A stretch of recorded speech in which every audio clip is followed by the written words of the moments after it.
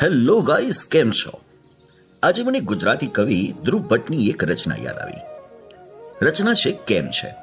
રચના કંઈક આવી છે: ઓચિંતું કોઈ મને રસ્તે મળે ને, કદી ધીરેથી પૂછે કે કેમ છે, આપને તો કહીએ કે દરિયાની મોજમાં ને ઉપરથી કુદરતની રહેમ છે.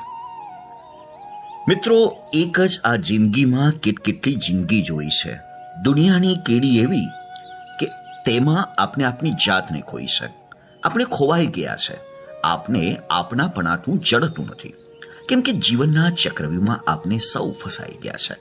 આ જીવન એટલું બધું અટપટું છે કે નથી સમજી શકાતું. માણસ થાકી જાય છે રોજના પ્રશ્નો, અને તંગ આવી જાય છે આ પ્રશ્નોના જવાબ શોધવામાં.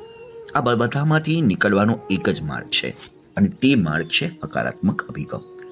જીવનને આનંદિત બનાવવું છે, જીવનને સુગંધિત બનાવવું છે, સાચું સુખ જોઈએ છે, જીવનની સાચી દિશા પામવી છે, સંબંધોની ખુશ્બુ માણવી છે, મન અને તનની તંદુરસ્તી મેળવવી છે. તો બસ આવો અમારી સાથે, અમે તમને લઈ જઈશું દુનિયાની એવી એક સફરમાં કે જ્યાં બધું જ સારું છે.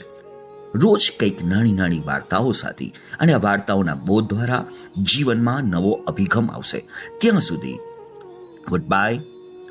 બી હેપી, બી પોઝિટિવ.